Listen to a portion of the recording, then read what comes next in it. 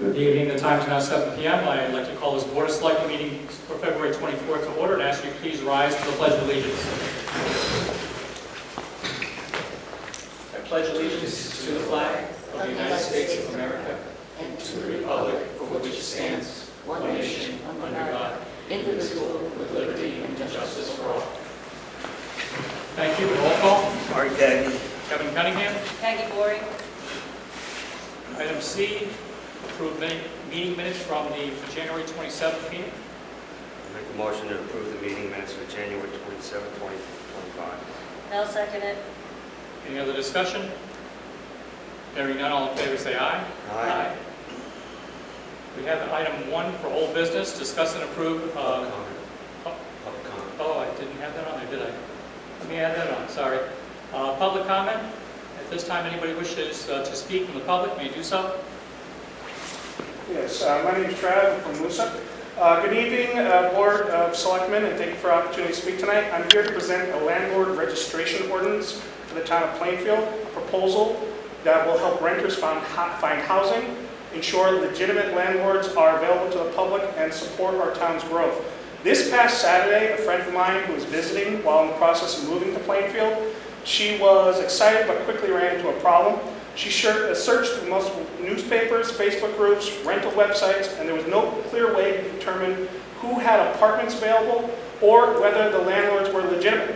Many were scams, making it difficult to know who to trust. Without a way to verify property owners, she struggled to who was legitimate, who was not. This led to an online search, and we found that several Connecticut towns, including Mansfield, Windham, Killingly, already have landlord registrations in place.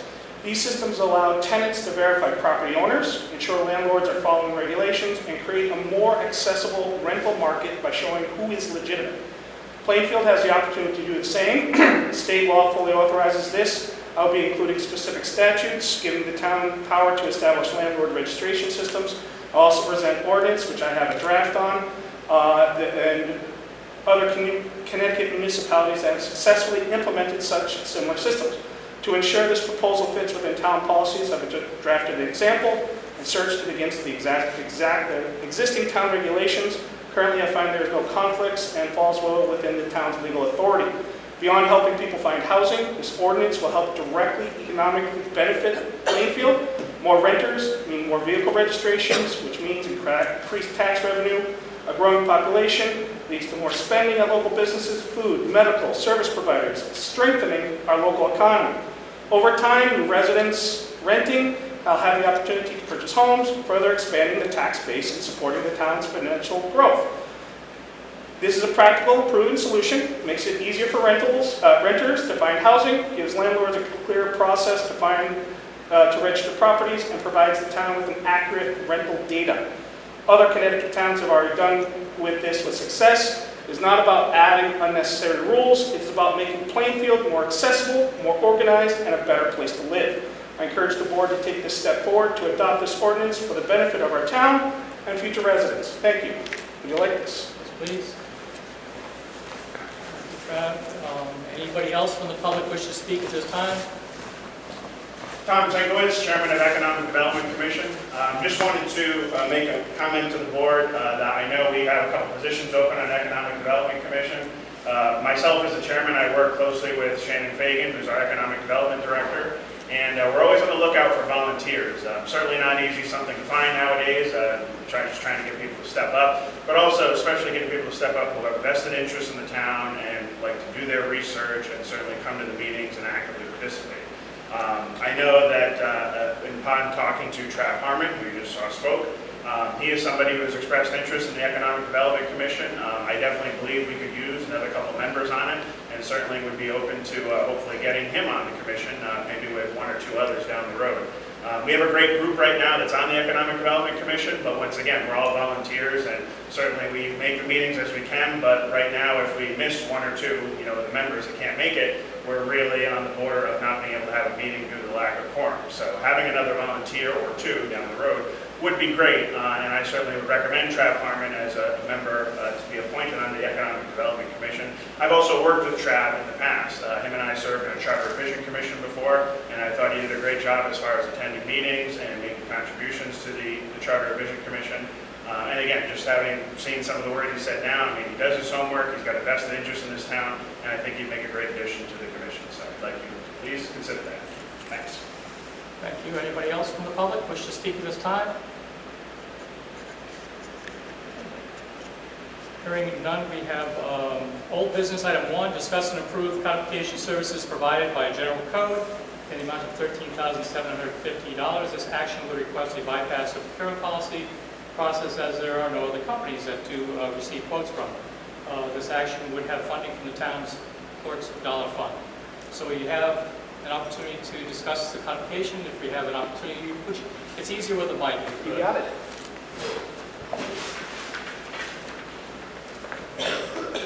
And just to make sure, for the record, if you just give your name so that the recording secretary will take care of that.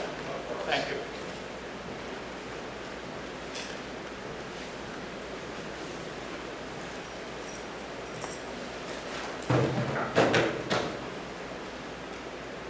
Good evening. Can you folks hear me okay? It's on. If you just go real close to it. Hello? No. Does it look like it's on? Is there a green light on it? No, there's no light at all. Well, it's ready to look like.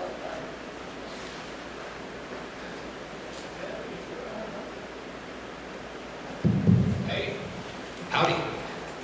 Excellent. How would you like me to start? Would you like me to introduce myself, the company, and the project? Excellent. Howdy, folks. My name is Admiral Stephen Dumont. I'm a resident of the state of New Hampshire, and I am a representative for General Code. We are a municipal codifier, and my role is the account manager for all New England accounts.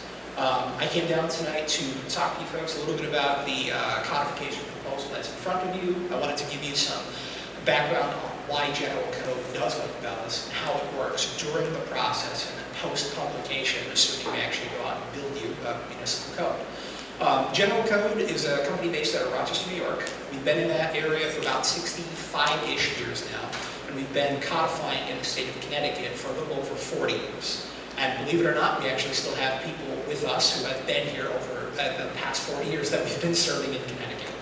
But at the outset of creating this codification company, the question was, how do we find ways to make government more accessible and more accountable to its citizens on the average day-to-day? And the biggest issue that we found was that accessing a town's local laws, rules, and regulations can sometimes be a very difficult task to accomplish, whether that's just based on the way the documents are stored, or the way that they're drafted, or just how they're maintained over a period of time. So in codifying, what we do is we work to help organize, analyze, and publish those local laws into a formal municipal code volume. So instead of asking your clerk or your select board or your planner, if you're codifying the zoning, to maintain a series of individual PDF ordinances or word copies, we actually give you one concise and succinct code book, and it looks something like this. I'll pass it down so you folks can take a look if you'd like.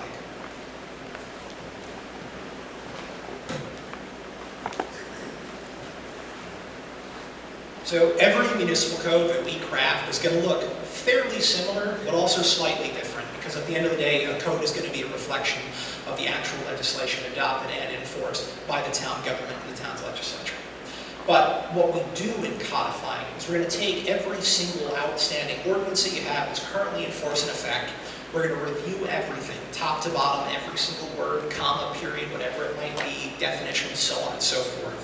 And we're going to start with what we call an organizational analysis. And that analysis is going to represent the first real structure and skeleton of what your new code is going to look like.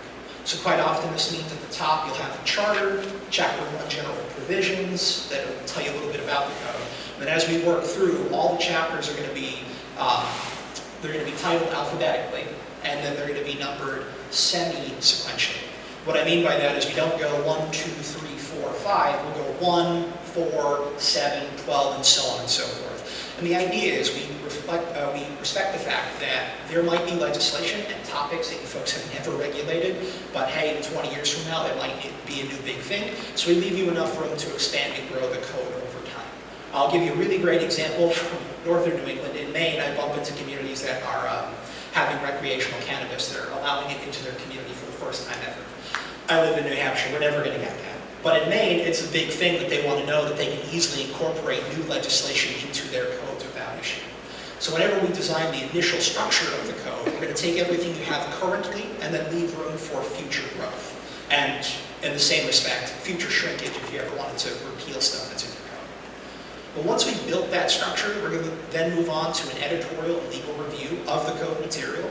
So any piece of legislation that's being codified, we're going to review to make sure that it's current with state statute, that it is free from liability or duplication or problem among itself. And what I mean by that is, let's say 75 years worth of legislative history, maybe you've adopted 10 dog ordinances. Do they all speak well with one another, or are there some that are currently overriding others that either need to be reworded or repealed or amended so you don't have conflicts and liabilities or just general errors? Analysis is going to take us a few months to go through, but once we've completed that, we're going to turn over a workbook to you on a digital platform called eCode 360, and you're going to have somewhere between about 100, maybe 250 questions.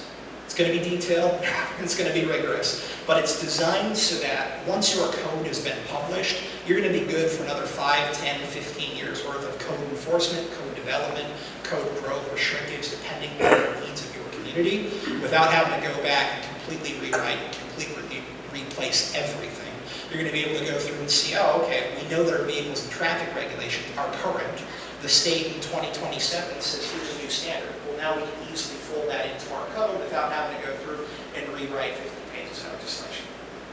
Once the town has reviewed the analysis, gone over, notated any comments or amendments that you'd like us to incorporate into the final version of your code, we'll actually go through and build you a preliminary draft. So that'll include everything, the code structure, the code content, any sort of editorial notes that we think are important, any sort of historical annotations that need to be in there.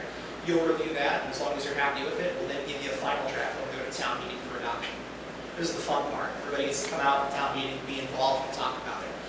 In most cases, we find towns are fairly receptive to having everything all in one spot, online, and consistent all the way through.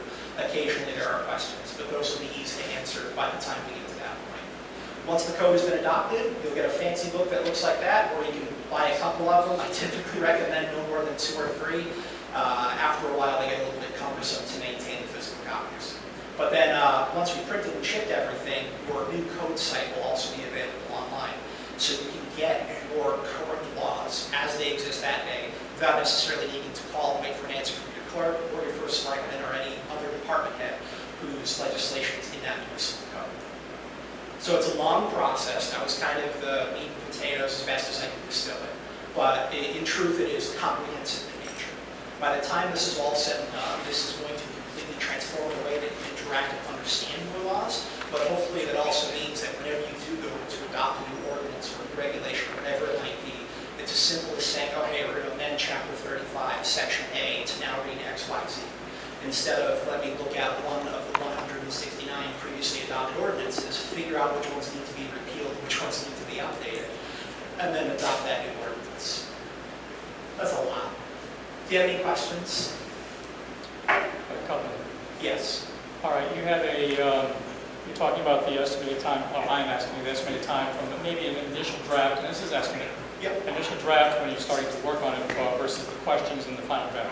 Roughly how long do you take to get the whole process to get to a book format? The whole process is approximately 18 to 20 months. Some codes will move much quicker. Some codes might take a little bit more time. We have some codes that might need a little bit closer to a 24 to 36 month timeline. And that usually just comes down to how well, or I should say unwell, the project is being managed internally within the town. Occasionally what happens is we'll turn over that workbook and questions and comments and concerns, and folks say, whoa, we're in the middle of an election. Can we get back to you in 2 months? By all means. So we recognize during this process that things will come up during the codification process. The biggest thing that our editors ask is just let them know what's going on. We can push out timetables as needed. We're very flexible. As I said, we've been doing it for 64 years, so we know things happen.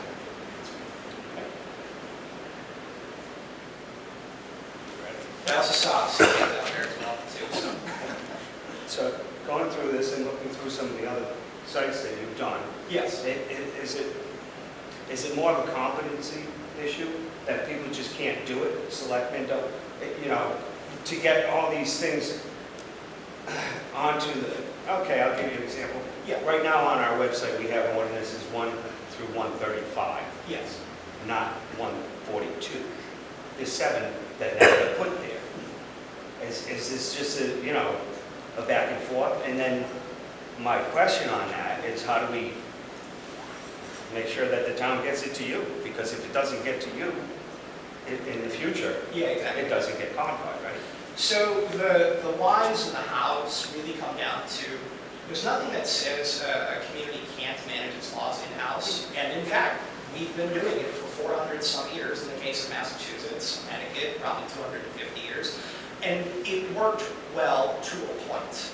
But a really great example is about 5 years ago, the entire world shut down, and your clerk and first selectman couldn't come in and do their jobs. And if you needed something, there was usually a few-day wait, whatever it might be, because there was a ton of things happening.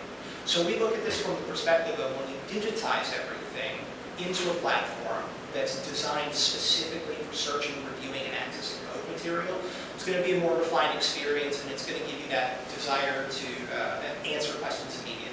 Where it's not just, let me email the select board and hopefully get an answer back in 3 or 4 days. And so most of you either have full-time jobs currently, or you know what it's like to be in that role but still being on a public board. Sometimes it can take a minute to get back to folks. Pluses and minuses to that. When we look at codifying, it's about developing a relationship with that community, so you have a trusted local expert that you can call whenever there are questions, but can also make sure that when more citizens have questions for you, that data is there for them. Now, you said a couple ordinances didn't make it online. It happens. Generally, when we have a good relationship with an established clerk who knows what he or she is doing, anytime something changes from the select board, they're going to send an email over and say, hey, here's the new thing. When we go to, well, in Connecticut, we have 2 conferences a year. We're going to check in with the clerk then. We also have internal schedules set up on our end, so we know when to check in with you periodically. Some communities, they only change their laws once a year, usually following town meeting. I learned recently that in Connecticut, you can have more than 1 town meeting a year. One of my communities had 4 last year. So at the end of each of those town meetings, I reached out to the clerk and just said, hey, what's going on? Anything that changed that we need to know about? Sometimes stuff does get missed. We find it 2 or 3 years later. We can still go back and incorporate it where it needs to be. But it's usually just a process of, hey, what was the language? When was it adopted? Then internally, it's why didn't we get sent out in the first place? If it makes you feel any better, we currently serve 79 communities across the state. We're also building 4 new additional codes, and I have 2 code sites. One actually just published last week, and I have another one that's going to publish this coming week. And you're going to see me all over those. I drove 6,500 miles through Connecticut last year just to check in with folks, as well as hopefully try to sell a couple code projects. But we're very on the ball with this. It brings me to another question. When Connecticut general statutes change, are you aware of this, or do we have to bring that information to you? So, good news is we are aware of it. We have a team on our side called the Legal Beagles. Their whole job, outside of codifying, is to watch every single state. I, as a resident of New Hampshire who's politically engaged, feel like I know when things change, but occasionally they send me info that I did not realize had updated. So we are going to watch that. However, we are under the impression that you at the town level know of what's changing at your own state. And if you adopt legislation, you'll get back to us and say, hey, we adopted a new ordinance. That doesn't always happen. Part of working with a professional codifier is outside of the initial code book building process, you can also reach back out to us 5, 10, 15 years later. We can provide for standalone code reviews, let you know, hey, XYZ has changed since your code was last published. Here's everything that we recommend touching upon. Whether you do anything with it or not, it's up to you, but at least you know that that's there. I just did that in Massachusetts, end of 22, beginning of 23. We delivered their analysis, I want to say mid-2023. And at the end of last year, the clerk reached out and said, hey, we spent the last year or so going through everything. Please do one big code update for us. They're talking about a 300-page code rewrite, which is great. It's going to take some time. The fact is, though, we were able to give them that editorial and legal review work without the clerk having to do that by herself or go pay their municipal attorney $225 an hour. That's an additional charge. That's Yes, not we'll price it for the actual time and material. Yeah, I'd say something like that, standalone, $4,500, depending on how big your code is. If it's a smaller code, it's obviously a cheaper price. If you have a 2,000-page code, you might be paying a little bit more. I have a bunch. And as far as the code book, it Yes. says in your thing that you get two. Yes, so I quoted in your proposal 2 books. That is fairly typical. Usually the way we look at it, one is in the clerk's office is the working copy, the one that, folks from the public might come in, open up, review. And then usually there'll be one that sits in the vault that, just in case anything happens, it's in the vault, it's nice and secure, or you can bring it out of town meeting, whatever it might be. You do have the ability at any point in time after your code's been published to order more books. I had it in town in Maine last year, purchased 40. Do not do that. Well, this is my next question, is how much would a book cost? A hardback formal book like that, about $200, give or take. We can also do just basic 3-ring bindings. If it makes you feel any better, those leather books with the embossing, we work with 2 companies in the Rochester, New York area. They're both family-owned local printing companies. We've been working with each of them for almost 50 years now. They do a nice job. Thank you. Yeah, with the books, you actually have options for 5 really nice colors: the blue, forest green, maroon, black, and gray. We also offer a brown book, but it doesn't look very nice. So I had a dark red also. What's that? A dark red. It's kind of a light red. Actually, it's a little bit pewtery, silverish like this. It's not perfect. The blue, red, and green ones really stand out. No, I got more, but They're all that big. I drove 2 hours. okay. I did notice that the adoption of the ordinances towards the end. Yes. So we could get, spend this almost $14,000 and get to the end, and the town says no. That's true, right? Yeah, It could happen. possibly. I just wanted to put that out there. That could happen. To avoid This that- question, I don't know if you can answer or Okay. if you need to answer. When you change these ordinances, is each ordinance going to have to pass through the town meeting? Or can we do a blanket? No, so what we'll Ordinance at do, the end. and actually, if you reach out to the town manager and the clerk over in Sterling, theirs is just like a reformatting project. They didn't want to do the code review work at the outset. We're actually doing that as a separate project currently. What we did for them was we gave them a warrant article with what we call a Schedule A, and it listed all the numerical changes that we were making to the code. So when you go to town meeting, you're looking at the warrant article, it contains everything that you need all right then and there. Depending sometimes on the town structure, we might give you 2 warrant articles, but your editor will be able to advise you what makes the most sense depending on how big or small your project. It's a little ethereal at the outset because we don't know how much or how little might be amended or corrected, but we'll take care of you. We do have 3 code editors primarily for the state of Connecticut. One has been here 25 years, the other 20, and the third, this is her 8th year now. So they're all very good at what they do. And under responsibilities, your responsibilities, I'm wondering if that, because in our town, the Board of Selectmen do the ordinance review. So would we be the ones with access to that review? Yeah, so Along the way with we the town do it- attorney? Did you had a chance to look at some of the online sites we've done, I did. right? Okay. So what we use is a very similar version of that website. It has this awful purple banner to it. That's how we know it's the internal one. What we would do is we'd set up anybody in the community who's involved with this project with access to it.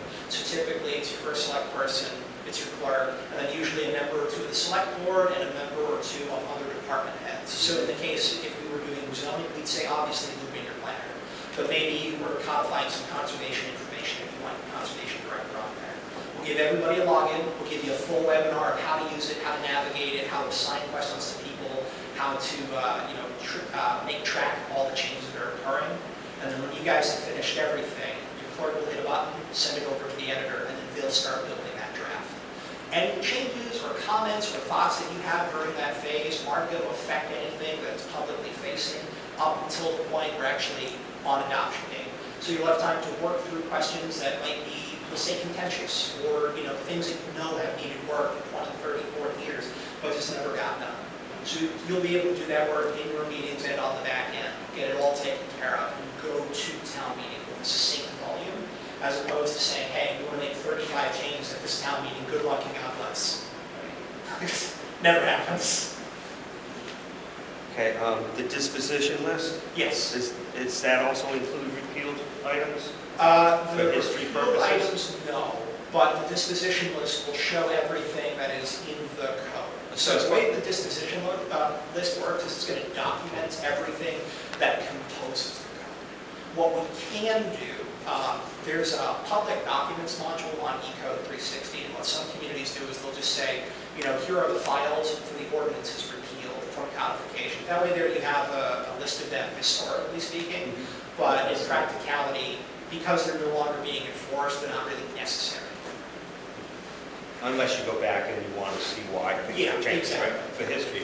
Some communities So that's an do that. option we could choose to do. That was one of my Yeah. questions, yeah. How many of your people, how many of your, of the towns you work with do, that's called trackback. So you can, it's online and you can go check, you can click a link that says, where did this come from, you know, what does it repeal? Yep. What does this ordinance, how many of your towns have used, when you go to present that trackback? If you so track back historical legislative tracking, so where we can show the actual ordinance effect in that section of the code, just so everybody else is aware. Yep. That's actually a brand new service in the last few months, so we're still actually trying to educate our clerks about that it's there. Across New England, we probably have about 5 or 6 communities on our new projects. It's something that most folks are just signing for because when you codify, you're more or less resetting your legislative history and giving yourself a new bedrock to build off of.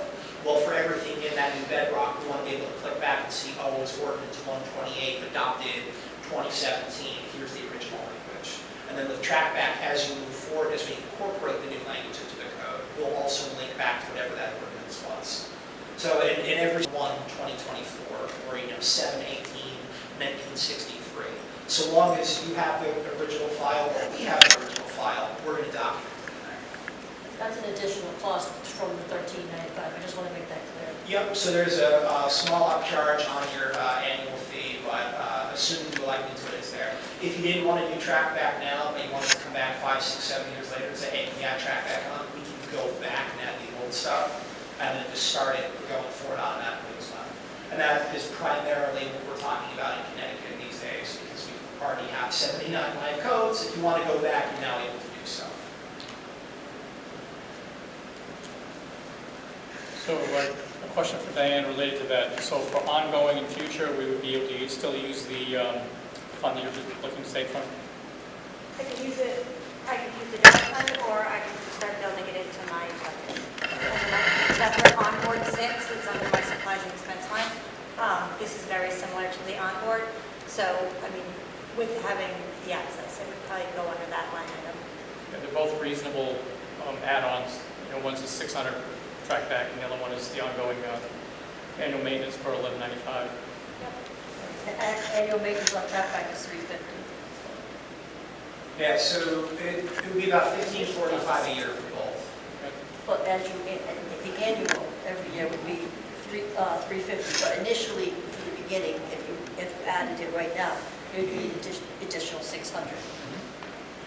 So one cost that you want to also be mindful of when budgeting for is what we call supplementation.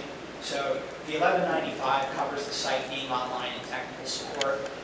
When you add supplementary code material to the municipal code called supplementation, we do a fee-for-service model on there. Most communities, when we start out, it's just a per-page count. And then what we would do, let's say we get your code ready for publication May of 2026, we'll give you an estimate based on communities of similar population size as of that point, so you guys know what the average cost might be. With supplementation, it's a little hard to give you an exact number because every community is slightly different legislatively speaking. But usually what we find is after we codify it, there's really no need to make a lot of stuff in the first 2 or 3 years because we just did everything. And of course, during the codification project, as you adopt the ordinances, just send them in so when we do go to town meeting, everything is up to date. But I'd say across Connecticut, 79 live codes, I'd say 3/4 of them, we just do an annual update for them, and then the others are a smattering of a quarterly or semi-annual basis, depending on how, if they're a council manager form of government, or if they have multiple town meetings throughout the year. How many other companies like yours are out there? One, Really? I looked, I couldn't find. Yeah, so the only other one that is still a code-centric company is American Legal Publishing. They're primarily a Midwestern company. They used to do some codes in New England, like for example, they had Boston and like my home city of Manchester, New Hampshire, but they don't do anything new out here, at least for the last 2 or 3 years. 20 years ago, there were 15 of us. Codification is not a high-margin industry. Most projects, they pay for themselves after 4 or 5 years of having an active relationship with the community. But the way we look at it is, you know, we try to do the min-max. What's the maximum amount of service we can give you and public benefit for the minimum cost that we can provide where our editors can still, you know, pay their bills and they can afford to send me on the road meeting with folks. And how many people do you have in the company? Yeah, so General Code is under the International Code Council. They're our parent company, so you know them from like the residential code, building code, anything like that. General Code in and of itself, we have 4 offices and about 123 people across the U.S. We have a Rochester, New York office, we have 1 in Texas, we have 1 in California, and then 1 in Seattle. And how long have you been in business? General Code as a whole, we're approaching 65 years. And to give you some idea of longevity, my counterpart who handles like Laserfiche and Unicity, he has been with General Code, this is his 43rd year. As I said earlier, I have an editor who works in Connecticut 25 years, another one who's been here 20 years. General Code and by extension ICC treat us very well. And the corporate climate, for lack of a better term, is so good when folks start working there, we tend to not leave. We like the relationships that we develop with our planners, with our clerks, with our town managers and select board members. There's no reason for us to just get up and go. Our Texas office, we have about 15 or 20 people there. In California and Washington, about another 20 to 30 people. And then our Rochester, New York locations where we have the bulk of our staff, whether in office or they're remote. Under final deliverables, Yep. included the eCode 360 search app. Is this for users or? Yep, so eCode 360 is a web platform, freely accessible 24/7, and then we also have an app version, eCode 360 Search, for iPhone and Android.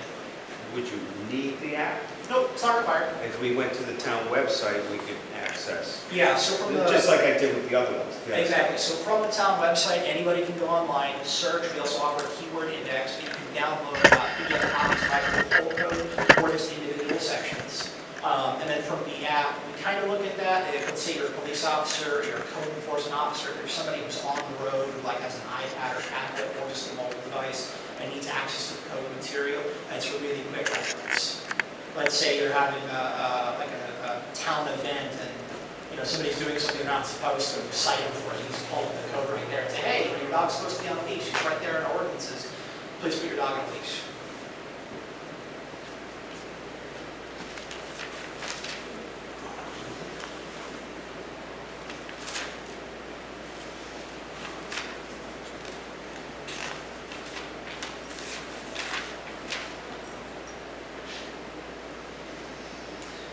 In your section numbering part, Number, what page are we looking at?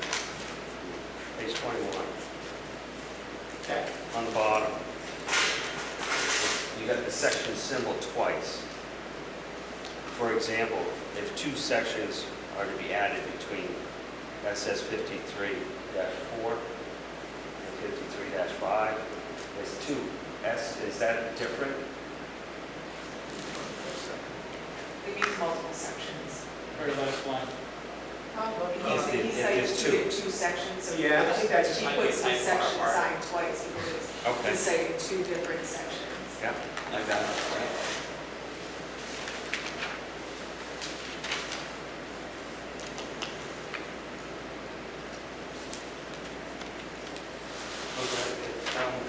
If we send you an ordinance, we didn't see it in the general statutes, and you find something wrong with it. Now it comes back to us, we have to do this twice, this process. Or can we send it to you prior to it being approved by the governing body? And then you could look it over. Yeah, what some communities do is they'll have us pre-edit their ordinances. And usually, if it's something like big going to town meeting, And this actually just came up last summer. One of my communities on the North Shore of Boston they wanted to basically rewrite their entire docs chapter. It was about 7 pages. So they had the original language, they downloaded a Word version of it, turned on track changes, dumped a whole bunch of stuff in there, and then sent it to us and said, hey, can you help us format this thing? Claudia, in her grace, went through in about an hour, had everything redrafted, revised, sent it to me, I sent it back to the clerk. That went to town meeting about a month later, got approved, and it got incorporated. So we are there if you have questions or concerns. If it's minor stuff, usually it's a quick turnaround. If it's larger stuff that requires a lot of time and attention to it, we can do it. We would just add it on to whatever your code update fee would be for that. But for the most part, if you download the section of the code that you want to amend, it should be fairly easy and simple to just say, hey, we're redrafting this section to now read blank, we're inserting a whole new paragraph to read that. Then when you send it to us, we'll go through, do all the hyperlinking and everything that needs to happen. And you said you have an idea, because some folks, I like explaining this, but then I remember it's a little technical for my own taste. But if you're familiar with like HTML, like programming language, everything that's online on eCode 360 is published in a language called XML. And we use a special program called Arbor Text to translate all that data over. When we codify, it's not just a matter of like carbon copy a Word document onto an online website. They actually go through, they hard code everything, they manually tag everything. And the reason why we use XML is when you look at a code site, whether it's on the online version or the book version or on a very small version, it doesn't matter the scale with which you're looking at that data, it's always going to maintain its structural integrity. It also makes it significantly easier to do that hyperlinking in between various chapters where you might need to refer back to. So on the front side, it looks a little bit easy. Okay, you're just like dragging and dropping stuff. But on the back end, they actually do some real hard work. I did want to say, I appreciate that you translate into different languages. Yeah. That you do have them in both Word and PDFs. That's good. It comes up a lot in Massachusetts. We'll have very strong Vietnamese communities. Clerk can just go on and say, hey, here's how you find it easy peasy. Here's another question. In the supplementation, Yep. you just mentioned that you didn't give the price, but in the first quote, you gave a price of $28 a copy. Is that roughly? Because the second quote is not there, it's just X value. I'm sorry. It's on page We're looking 12. on page 12? Yeah. What was it in the original? And the original was 28. 28, okay. That must have just been a mistake on our part, but I can add that amended. Yeah, I'll let Glenn go fix that, and then I can resend out. Oh. Yeah, usually that highlight is so they know to go back and amend it before we finalize it. That's my fault for not double checking. On the authorization agreement, did you read the terms and conditions? Yes, You did go through that? yes.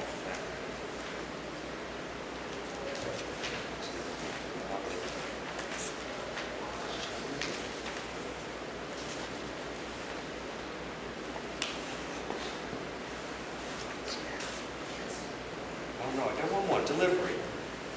Printed supplements to the code will be delivered in bulk to Plainfield. What does that mean, in bulk? The supplement. The supplement is the completed inclusion work that we do for any new code material. Okay, So- what's bulk about? Just, I'm sorry. what's bulk? It says it'll Bulk.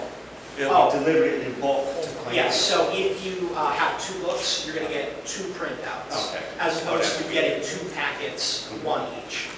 In case of the one in Maine, they get a very large box filled with 40 for all of them. You don't buy more than 5 books, please. Probably one for every person in town, some towns. The town manager told me that they like to hand them out at town meeting and then collect them at the end, and I'm pretty sure they're never going to have all of them come back. But it's their choice. Cool thing with books too, let's say 10, 20 years go down, you want a new one, just call us up, you can get another one. There's no time limit on them. It might get a little bit fancier the next 20 years, but if you have a colored seal as well, it's on your wall, we can do colored seals, you can see from there. But it's It's going to feel real good to have a real, live, formal, hard book of laws in hand, as opposed to a collection of individual ordinances. As I said at the beginning, it doesn't mean that you've done anything wrong, but there are ways to refine and improve to make it easier. And what's great about codifying is it doesn't matter if the composition of this board stays the same for the next 20 years or changes over the next 20 years. We're always going to have the same style and editorial flair that we use, so you're going to have that continuity over time. So like in Bangor, Maine, for example, I was there last week, we published their code, I think, 41 years ago. So that same style and scheme is there all the way through 40 years worth of updates. Any questions or comments from the board? Entertain a motion at this time. Entertain a motion to accept it. Approve the codification services provided for a general code. What is that, with the trackback or without? Like, We give it whatever the 1370. well, the 13750 does include the trackback, but I think we should include the trackback. Because that way, people can go online and see how that regulation got there. Your cost for trackback is? It's 600, So- it's 350 per year. It added 350, but you'd be able to get the link. The general public could go in, look at the thing, and click on the link to see what it refers back to. So when we go and do we replace number 13. Yeah. Like, for example, let's say your code goes live in 2026, and between 26 and 27, you adopt 100 ordinance changes. And in 28, you repeal 50 of those ordinances. 100 of those will still be linked. And then in 28, you'll see new amendments saying, oh, well, we repealed the old one. But you can still go back and see that history. So the project price right now, $1375 is the base. If you added the $600 for trackback, it'll bring you up to $14,350. Right, and trackback is 350 annual. Correct. I have a question on that. So you're going to take, because our ordinances right now, I don't have a book, they are individually based. They are not, I have a flash drive that are created with all of them on there.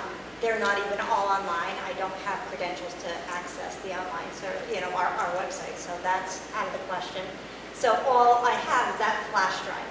As far as going back, that's a deep dive research into the clerk's office, which we can do again, but I believe we're going forward with the flash drive that you have, that I gave you access to, Yep. and just taking that and then moving forward. Yeah, so we're going to use those that you have now, move forward. I feel like some of the ordinances that I do have might also have been repealed previously, but we're going to link and document whatever is going to be effective moving forward and whatever we have pre-existing. And then moving forward, it will always be hyperlinked back, no big deal. Our ordinance book is very confusing. We don't have one. Well, I have one. We have a very old, outdated Yes, one. and it's extremely, extremely confusing. That's why I think it's, Yeah, this is for the day. 20 years from now, we can go back and anybody in town can click to see where this came from, what it repealed, and that type of thing. For the long-term benefit, I think it's extremely, extremely important. I agree. And we do have the funds in the dollar fund. That was to my cover next that question. expense. Yep, we We do. got the money? We do. Let me ask you then on this. The 142 ordinances we give you, that's going to be codified. Yes. Going from there on, you would use trackback? Or are you going to include repealed items we have now into this trackback? It depends on how many of those repealed items will also have references in the new code, and it's going to come down to a question of what the editors think make the most sense from a practicality standpoint for forward enforcement. Anything that could not be linked for whatever reason, either there's nowhere to put, like, if there's a subject matter that town crier, and this come up in Mass last week, if you guys had reference to ordinances for a town crier position, that hasn't existed for 45 years, odds are there's probably going to be nothing related to it in the code that we can go back and link it to. But that public documents module, we can just grab that original ordinance from your clerk, stick that in the public documents and just say, archive ordinances, repeal, whatever. And then you can just put that in. And repealed and amended. So when you get to the the current sewer ordinance 91, I believe it is, it's going to link you back to the other ones. If we have the original ordinance references to link back to. Which you would, because they're in 142. They're in the book. Yeah. So we're going to link where we can. Anything that we don't have, like immediately to us, we'll reach out. Our editors will say, hey, we're missing X, Y, Z. Do you have copies of this? Because if we don't have a copy of it, we can't link it. But as long as you have a copy of it, we can go back and put it up there. Okay. I don't want to. I just, the way I read it, it No, seemed it's- like it was from when you codify on, that Yeah. you would link back. We're going to link as much as we can during this process. Right at the It's all beginning. there. And anything that we can't link for whatever reason whatsoever, we have public docs that state everything.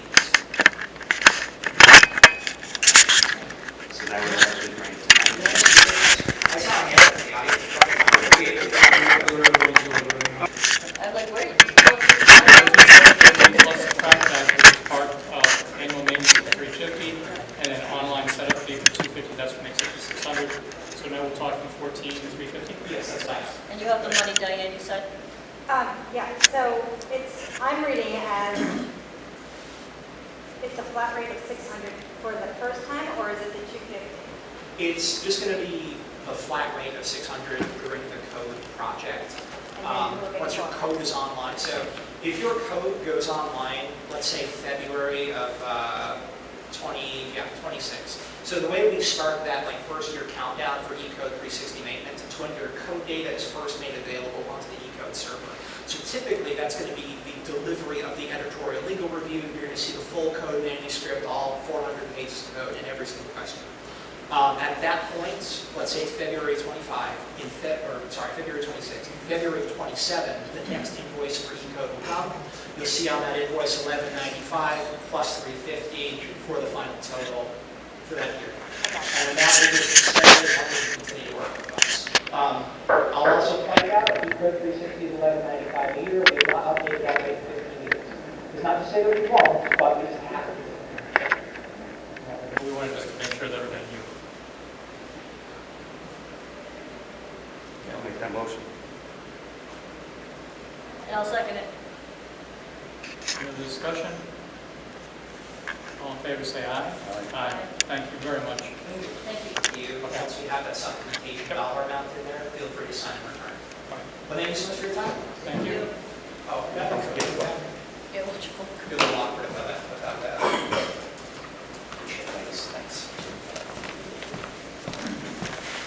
We can go into item F, and in order to start item F, I'm going to ask that we entertain a motion to add item 5 to the agenda. The motion will be to add item 5 to the Board of Selectmen agenda to discuss and approve the proposed Town of Plainfield 2025-26 budget to be sent to the Board of Finance. I'll make the motion to add that. And I'll second it. All in favor, say aye. Aye. Aye, thank you. All right, new business, item 1, consider an act on tax refunds as requested by the tax collector totaling $970.51. First one is to Griffin J. Bellavance for $565.55. Second is for Nissan Infiniti LT LLC for $404.96. What's your pleasure? Make a motion to approve the tax refunds in the amount of $970.51. I'll second it. Motion's been made and second. Any other discussion? Hearing none, all in favor say aye. Aye. Aye.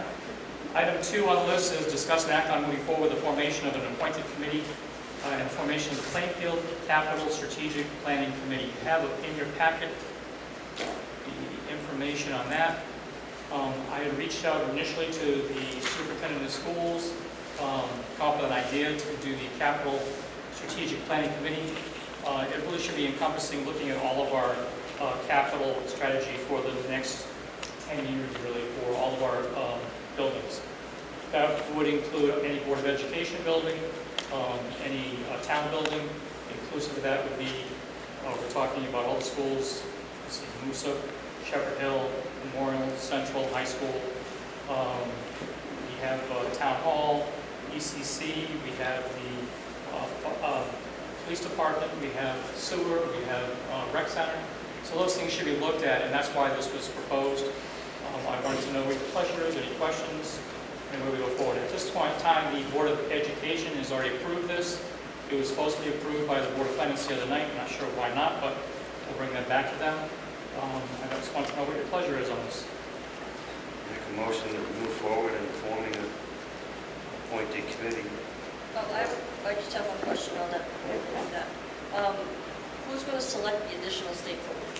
That would be between the board members. I think we should sit down. You see the committee composition starts first with the elected officials from Board of Education, Board of Finance, Board of Selectmen, Superintendent of Schools. So I think that group should sit down and talk about how we're going to put it out there to the public to see who might be interested in coming back. Personally, I like to see people who are knowledgeable on the buildings and that we had a building committee before. So I think something like that would be very helpful. It's the same thing the Board of Education does now for their 2025 Exactly. plan. Yeah. So that would be our meeting where we would decide? Yeah. Okay. That was my question. That would be a meeting for the committees to decide. Yeah, the elected officials from Board of Ed, Board of Finance, Okay, so Board of the Selectmen, additional stakeholders would be, As needed by that commission. public interest and technical expertise. right, so the committee, this committee that you're forming would decide who the additional stakeholders are? Correct. All right, that's my question. So Art, you made a motion? A motion, move forward with the formation of a Plainfield Capital Strategic Planning Committee. And I'll second it. Any other discussion? Hearing none, all in favor say aye. Aye. Thank you. Item 3, consider an act on tentative agreement between the Town of Plainfield and the Public Services Employees Union Town of Plainfield Highway Department for a collective bargaining agreement covering the period of July 1, 2024 through June 30th, 2029. This action by the Board of Selectmen for the Town of Plainfield pursuant to Connecticut General Statutes, Section 7-474B. Entertain a motion at this time to go into executive session and invite in our town attorney. So moved. Second. All in favor say aye. Aye. And the time now is 7:53.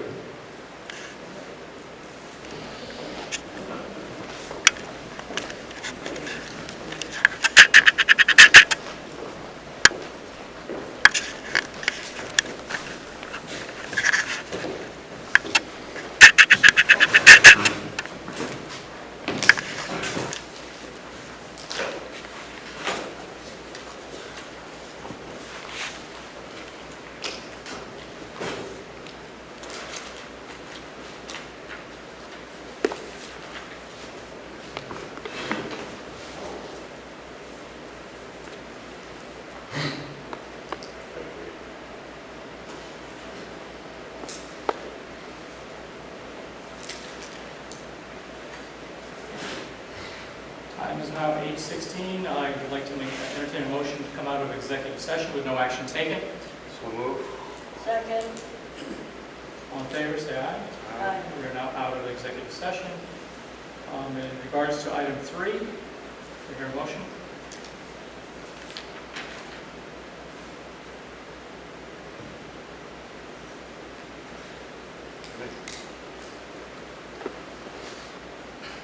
I'll make a motion that we approve the tentative agreement. By way of pursuant to Connecticut General Statute 7-474 to approve the funds necessary to implement the tentative agreement between the Town of Plainfield and the Town of Plainfield Highway Department employees up soon for a collective bargaining agreement covering the periods of July 1, 2024 through June 30th, 2029. Is that what you're looking for? Yes, I lost my pen, please. Call that the person. I'll second that. Peggy and Art, any other discussion? Hearing none, all in favor say aye. Aye. Thank you very much. Item 4 on the agenda, discuss and act on adding a member to the Economic Development Commission. You have a letter in your packet. I, for one, want to say that I think I do a very, very good job of researching stuff and backing up what you think and what you find. I think you would be a very good fit for the Economic Development Commission. I'm sorry, Trav Hartman. So do we have a motion?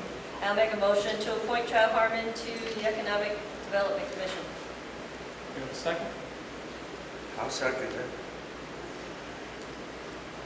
Okay, we have a motion and a second. All in favor say aye. Aye. Motion against, I abstain. and I will abstain.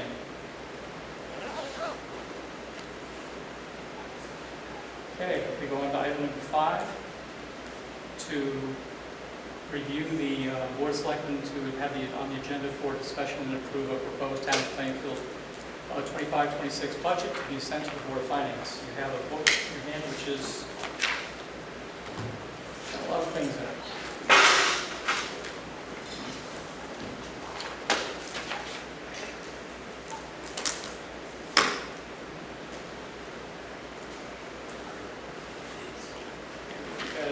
Time to read through it. If you have any questions or comments or concerns?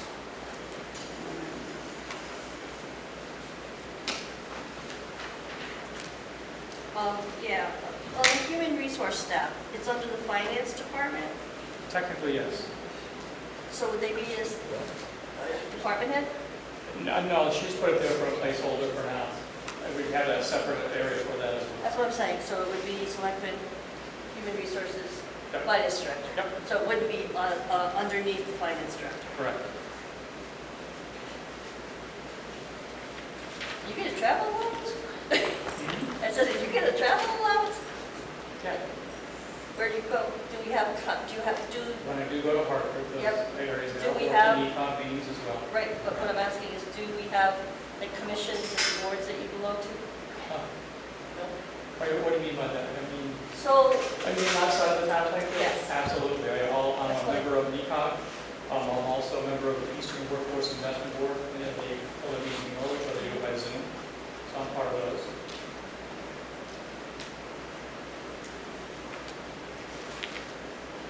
Page 1. ECS funding, is that going to be changed? All right. Board of Ed is saying 15,364, 444 by the end of this year. We're trying to verify that. That is something that's coming from the state of Connecticut for ECS funding. I can tell you my opinion on this. Depends on what comes from the state. The opinion is that we are an alliance district and have been so for 2 years. Alliance districts are not supposed to be modified and changed from what is 15,364, 444, but somehow we had it in last year's budget as 15,011. So we have to have that verified from the state of Connecticut because they're just still deciding what they're giving to every town and municipality. well, last year, did we receive any, anything for being alliance district? No, because people that were in the alliance districts that in the beginning of time, they're getting like, Simsbury's getting like $1 million. And the more further down the road, when they made this thing, alliance districts are made up of a number of different, whether it be your attendance, your graduation rates and stuff like that. The further away you got from the inception, there's zero money, same reporting, same everything, but there's no money. Yep. Alliance district is made up of the 33% of the lowest performing education systems in the state of Connecticut. Yes, and they're not supposed to be able to touch your ECS funding. So again, we're waiting for them to come up with an actual number for the revenue that we're receiving from them. When we get that, we'll update it. Under local revenues, the school resource officer is in there for 127. How is that a revenue? Okay. That is coming, we have, the money's coming in would be, if it's approved, would come in from the Board of Education. They divided up the actual cost of the employee, and that would be their portion of it. So that has to be marked as a revenue line, because we're getting it from the Board of Ed. The remainder of the monies would be in with the police department's budget. Okay, So the 127, 450, it's in the police department's budget and it's in our budget? no, that's coming from the Board of Ed. Yeah, it comes from the Board of Ed, but wouldn't that go into the police department because it's the officer? Yeah, you're offsetting that number in the police budget. This is a revenue tag. Yeah, I know. It's coming in. So it's coming in and then we would put it into the police department's budget. Okay, that's my question. There is a circled area there, it's at Canterbury Fire Marshal. That is going to be changed, it'll go to 15,000 versus the 10. Circle for some reason. Yep.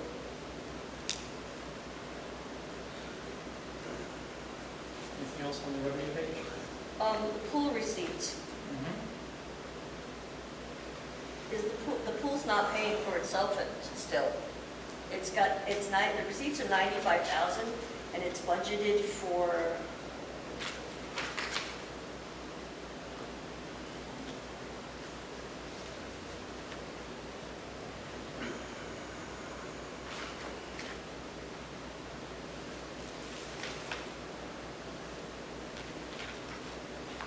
so just the swimming pool and the lifeguards are 95,000.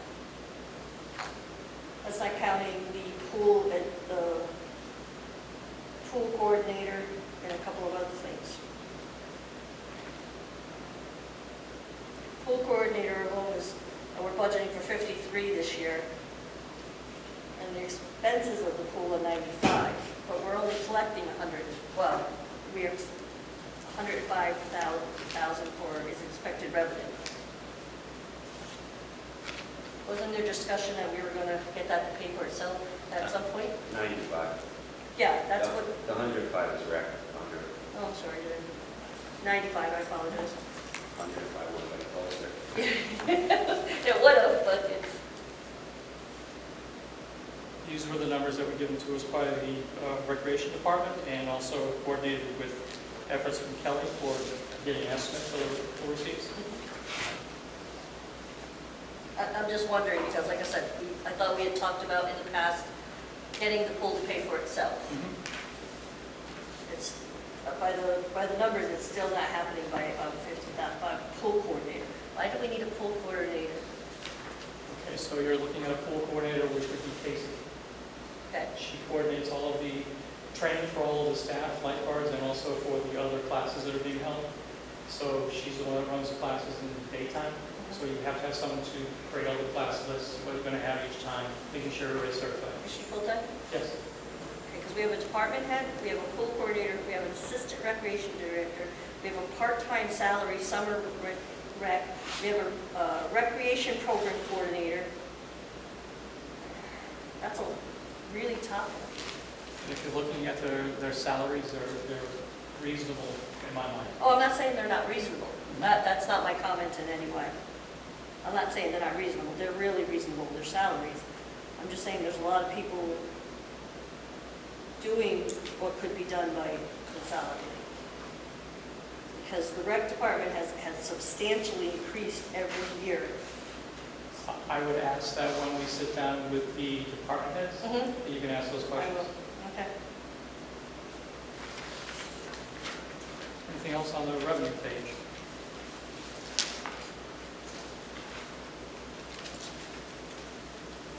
For the budget itself, starting off on the next page. Any questions? Finance. Salary says 2.5. What do we have now? I'm assuming that's 2 full and part-time? That would be, it should be 2 instead of 2.5. Because remember last year we were talking about putting in a part-time person? You can't find someone who wants to work part-time. Couple of Find months. someone who wants to work. So it's pretty much the 2 that we have now? Correct.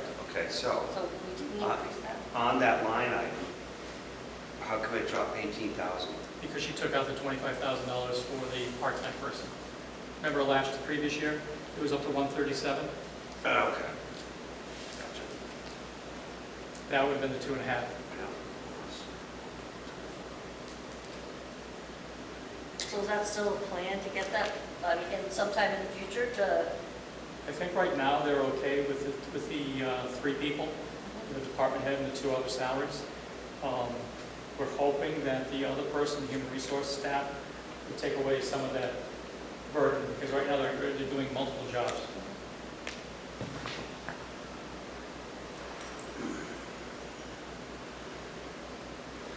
Assessor, personal property audits.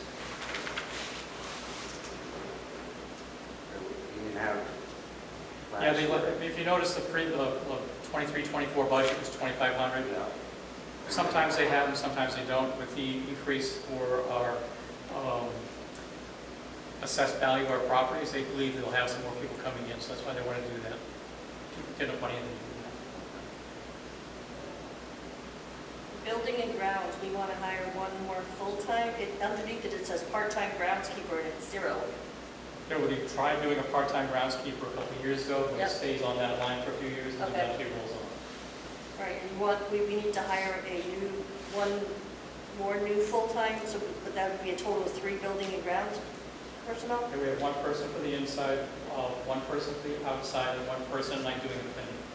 Okay, so that's what that is? Yeah, Okay. and then you're looking at, you have a supervisor there, so department head, and then, like I said, you have one outside, the supervisor's on the inside, you have a person at nighttime doing the cleaning.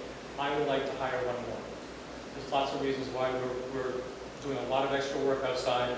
We have only one person doing it. And does that encompass, how many buildings does that encompass, or is it only this So one? it's not just buildings, it's also cemeteries, Right, that's what I'm asking. yeah, your park areas, things like that. So the person that cut the lawns and, I'm going back up on to elections, supplies and expenses. Last year, they ended up 13,000 that I could see. The year before, they ended up with 16,000 that they spent. So I'm just curious if that's going to be enough. It should be, that's what we had them, I couldn't go by last every year. department comes in and speaks with myself and Kelly, Okay. so we go over those. Okay. And then buildings and grounds, overtime, the increase on there, they need that. Yeah, because we I have. know they're close this year. Yeah, they definitely utilize it. We're getting more and more people who are renting out the building, and then more and more people who are also renting out or leasing out the Lions Park for events. So overtime is definitely needed. so where does the rent for the buildings come under? Should be under local revenue on the front page. I know it's in one of those lines.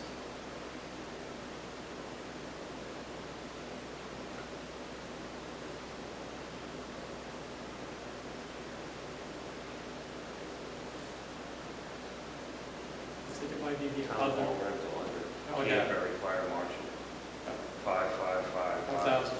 Yeah.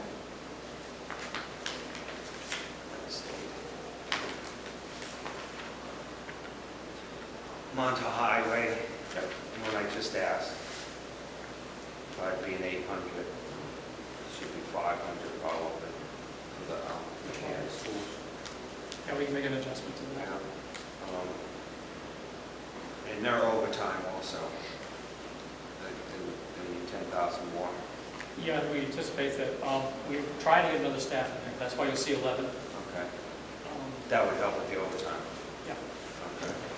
Contract services, they went down 10,000. This is again from the Okay, supervisor. all that, and then I can ask them later. Yep.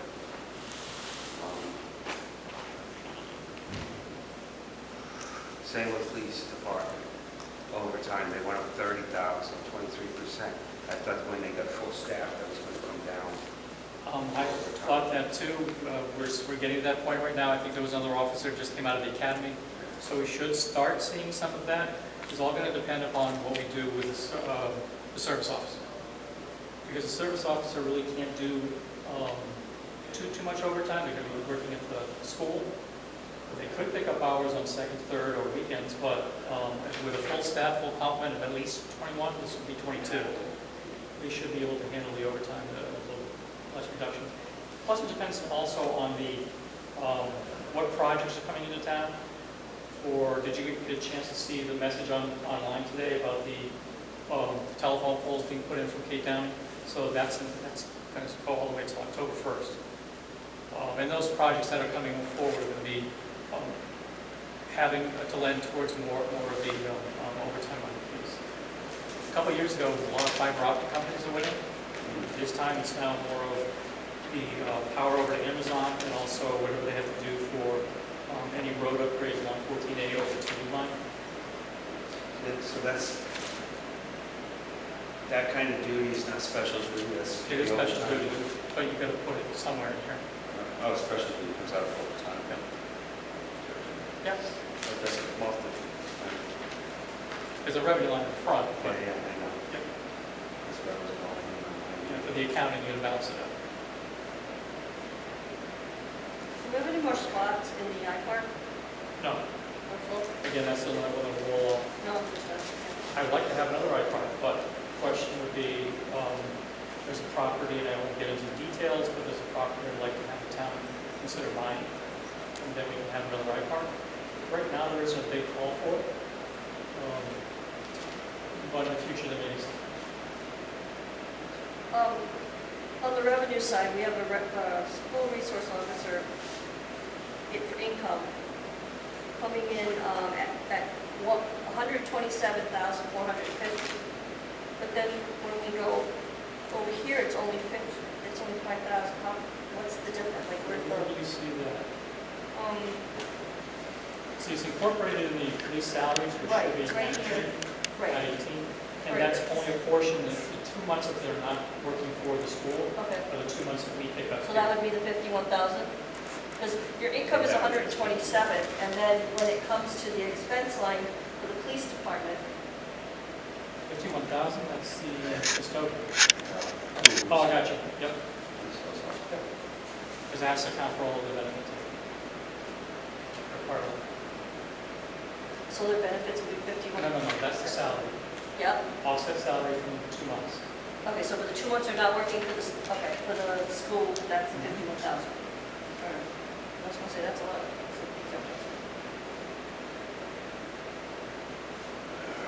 And the police pension, why is that like huge? 353%. Part of it is actually, is catching up from the contract that was just signed, Mm-hmm. and also what they're getting normally every year. So it's a little higher than what you would normally see for a pension the following year. That number should come down. Yeah, because it's 353% up. Yep. That's a huge number. So that's 1 year of being back 1 year? We signed that just a few months ago. Yeah, a few months ago, that's what I'm saying. So when was the contract due? It was due just like just now. Yep. It was July 1st, when we started. Of 2024. So we had to go from July to 7 months? 6 months. 6 months, yeah, 6 or 7 months, either way. And that's still $746,000. Again, that's this current year that we're looking for, Uh-huh. plus it's catching up to that. I was other catching 6 up months. to the 6 months. So like I said, the following year's budget, not this one, but the following year, you'll see that number come down. Going back up a few lines, holiday pay. You know why that's increased so much?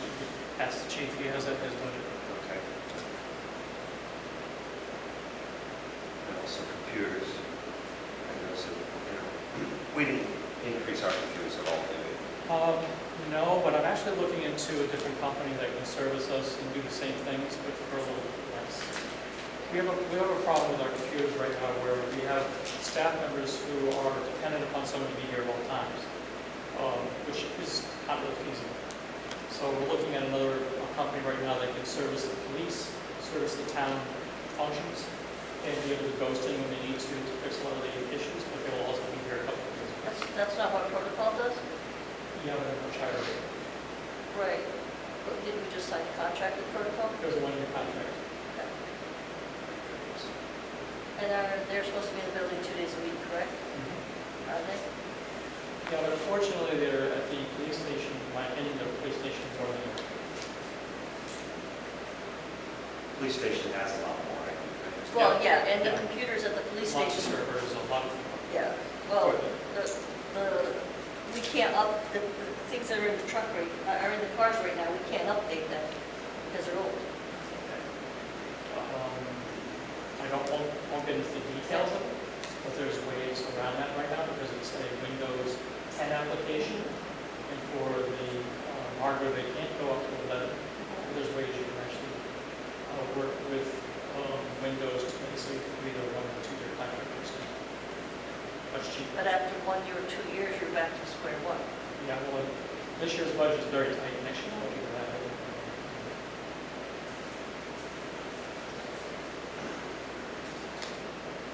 I noticed you put in for engineering department.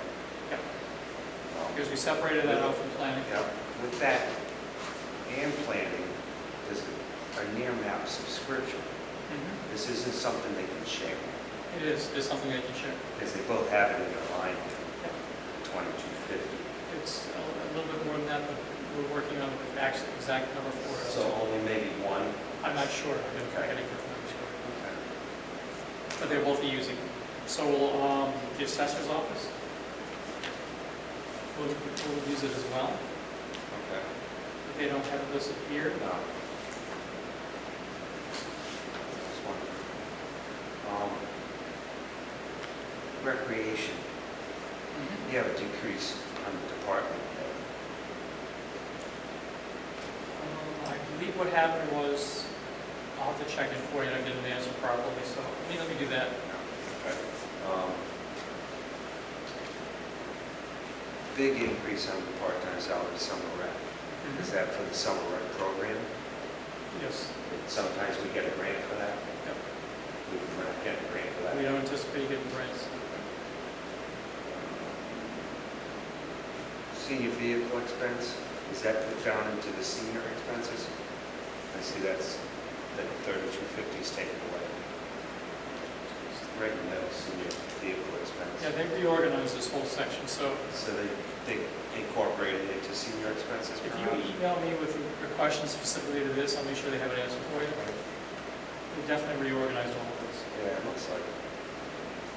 Well, I could just hold off all those questions for her. So if you give them ahead of time, she could be able to do it. And the building inspector, the relocation, we're paying him to move? No, relocation fees are for people who are having hard times, which is about $5,000 to move in there. So if someone has to be moved off, and so their belongings go to It's the not, next. okay, it's not for the building inspector to move. It's always in that area because the building inspector will go to the property, look at it, evaluate the fact that we have to move out. So we put the stuff in the corner spots and store it in the highway department. Because it's yo-yoed. It's unfortunate, but that's what happens when it comes down to, you have to make a decision on what you're going to cut. No, absolutely.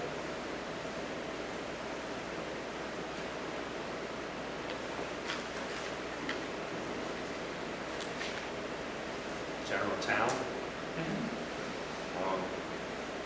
so first the computers, you don't have any increase at all. Oh, it looks like actually a decrease at this point. Oh, The state, 50.60, oh, that one, yeah. just computer.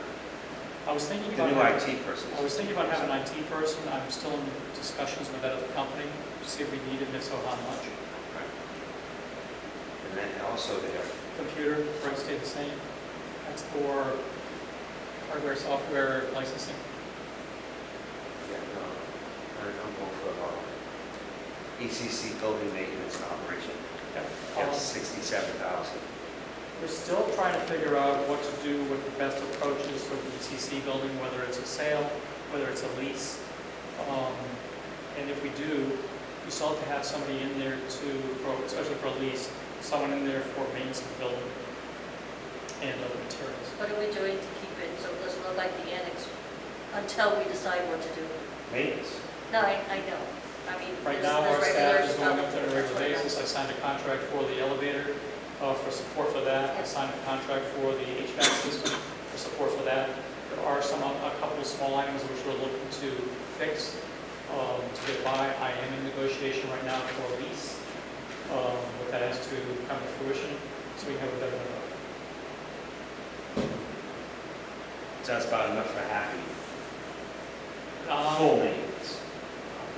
Yeah, I'll get to that in a little bit, but yeah, a full maintenance, that's actually not enough really. Right. Really, realistically, for all of these things, including heat, including insurance, including all the maintenance functions that you normally would do, you would have to have a full-time staff up there with benefits. It costs about $135,000 for all of it. I was giving a ballpark number last time. Now that I've looked and researched every single item that has come up, it's $135,000.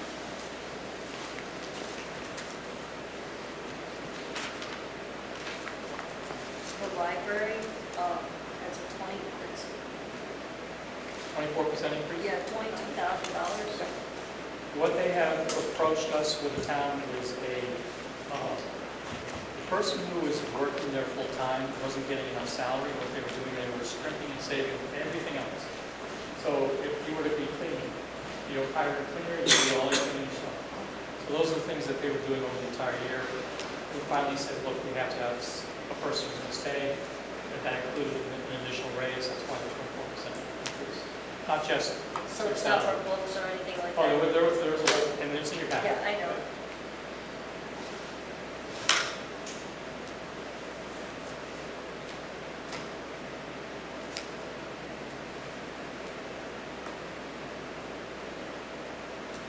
I have no more questions.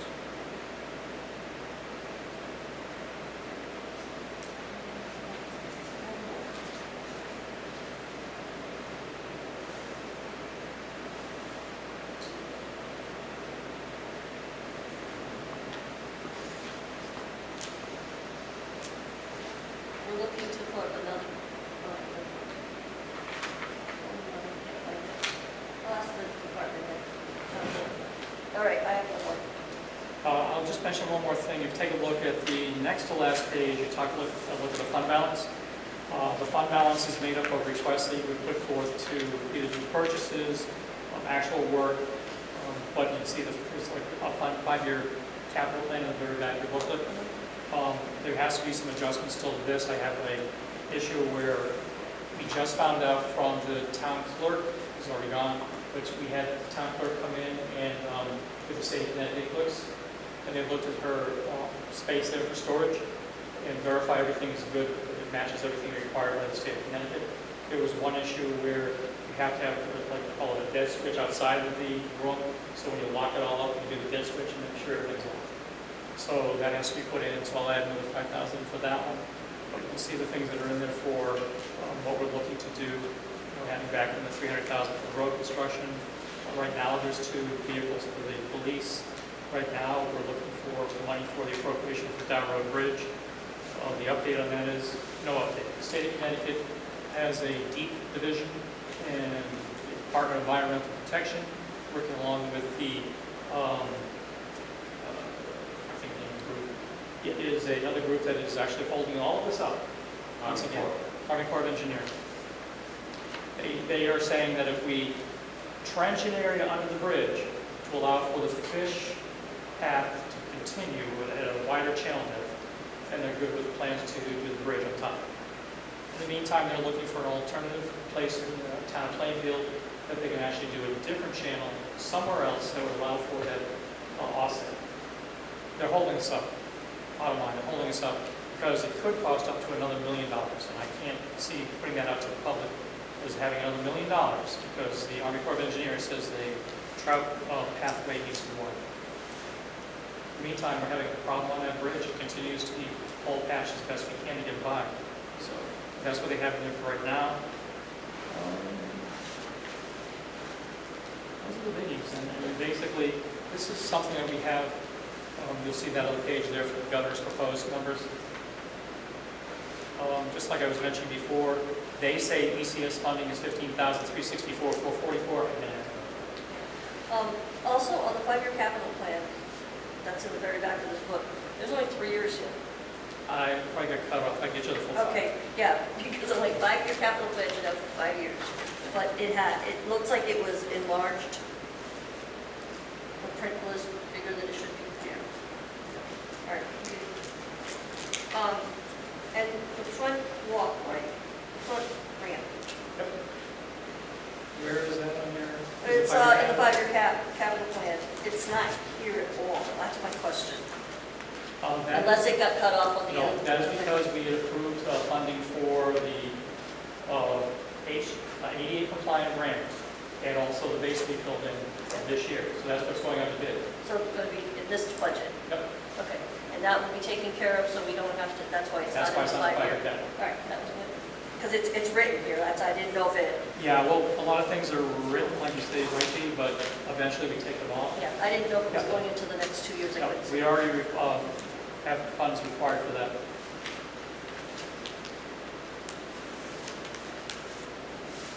I think the biggest one concern on the 5-year capital plan is on the bottom of page 3. That's actually, sorry, apologize, is, yeah, $6 million. Yes. ECC bonding, if we were to do ECC bonding, we would have to have it there, so in case we can get money for it, we could utilize that. Mhm. But we really should include the other thing, if we're doing that other group, that's a 10-year plan, so we have to wait till we actually start it. And that's why you have it in the next. Yep.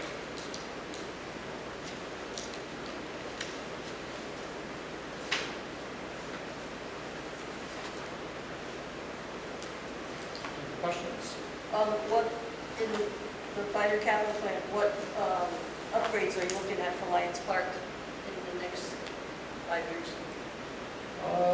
That one is, again, It's on page 3. yeah. It is that one. We're finishing off, without having to utilize any monies from here, finishing off the bathrooms that are out there. That was before we had the meeting from the town meeting the other night, so this is probably going to come on. Okay.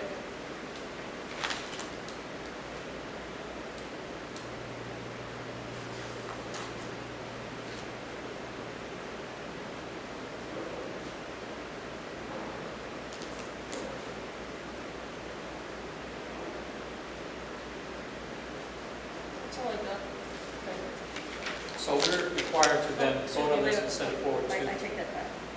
We're, pool renovations, again, these are semi-annual events that occur, so we want to make sure that we do renovations. Right now, we have to drain the pool out for probably a 2-week period. There's a clog at the bottom that has to be fixed. The actual drain area. Am I got the right one? yeah, no, I'm talking about the 200,000 at 26, 27. It says pool renovations. Oh. Yeah. That's a whole bunch of items that the Recreation Department can answer for you, but it's Okay. basically, if you look down the stairs in the women's room, there's a couple of the doors that are being pulled off. We're thinking about larger renovations instead. All right, and most of Little League lighting, it was 300,000 at one point, it's now down to 50.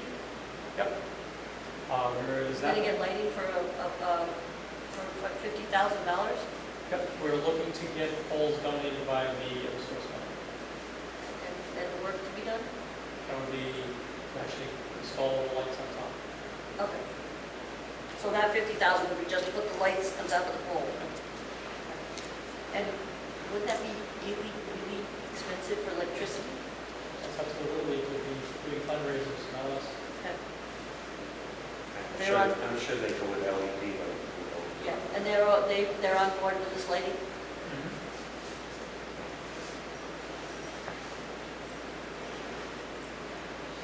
And there's 250,000 for the playground in Moragan Park, that's up on that hill.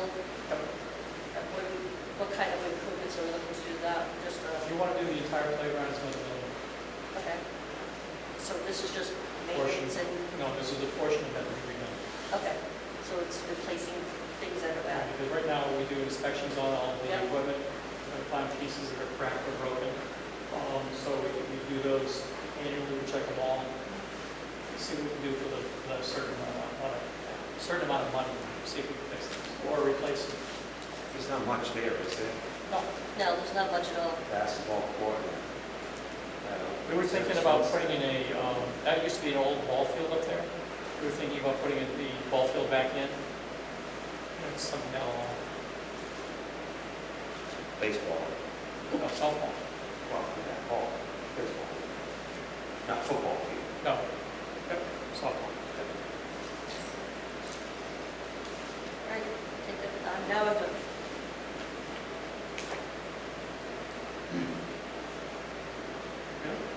Ready. Okay.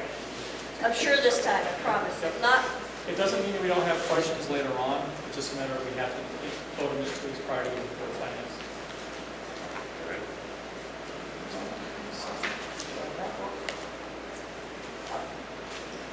As adjustments come up, I'll make sure I get your copies. Okay. Make a motion to approve the 25-26 town budget and move it to the board finance. and I'll second it. Motion's been made and seconded. Any other discussion? Hearing none, all in favor say aye. Aye. Other. There was one thing for other, just we wanted to receive something in an email about the ECC building. So the questions were compiled, and I met with a couple people to try to get the best answer on each one of them.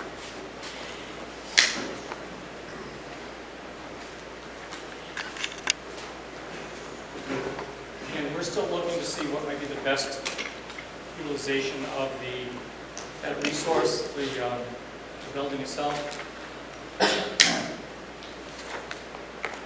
So we have quick review of that would have been the history of the historic building. Whatever happens to that building, whether it's purchased and leased, they still have to follow all of the national and state historic rules. Then, of course, the information that was supplied at the public informational meeting. One question was asked, who wrote the grants for the ECC building, and looked up the answers for everybody.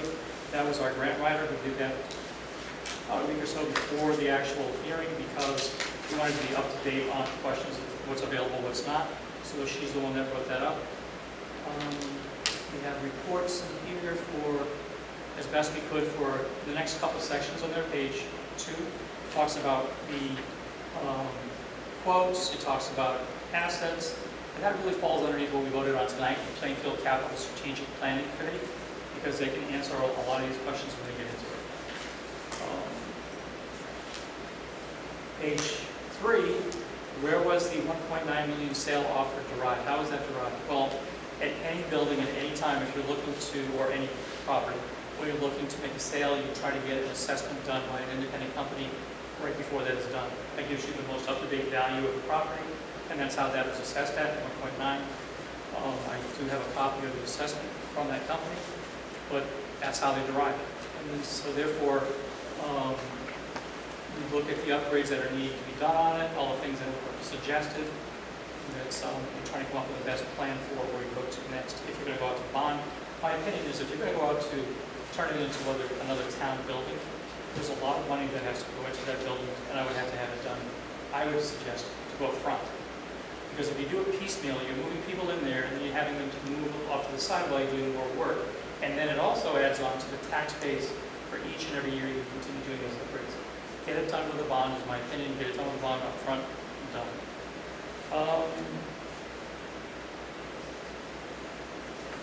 Let's see. Then we went through some financial information. Then we went through a list of the financial questions and concerns, and I gave all those answers to staff. And we did have an actual number for the annual, monthly maintenance cost, or annual and monthly maintenance costs were. So I answered those. That was it. I'll continue meeting with that group if they want to, and try to update as we go.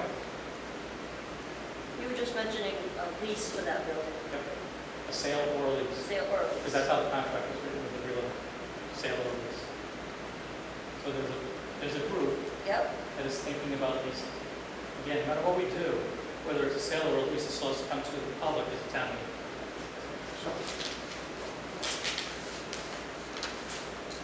All right. Entertain a motion to adjourn. Yeah, one more thing. You do? Yeah. You had in here. cable TV. Oh, yeah. TV advisory. It's not on the- Yeah, the cable TV advisory, I'm going to put onto that list for the town clerk. They ask us all the time. Last time that was actually, what do you call it? Actually, the position was filled. It was only by one person. That was our town grant writer, George Lumpkins. And since then, he's gone. So if anybody's willing to open up and want to be part of the Cable TV Advisory Council for Eastern Connecticut, please see us. We can make sure we can put your name into that group. We also have the vacancy report for the town of Plainfield.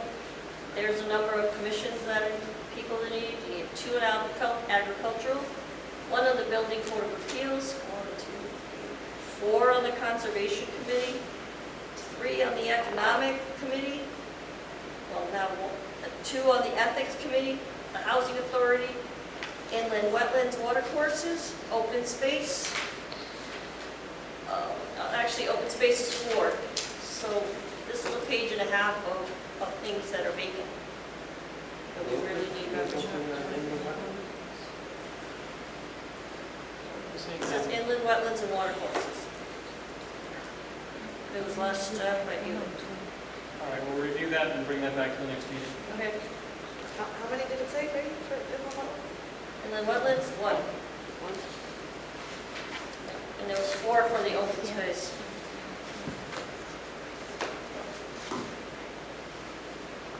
Entertain a motion to adjourn. So moved. Second.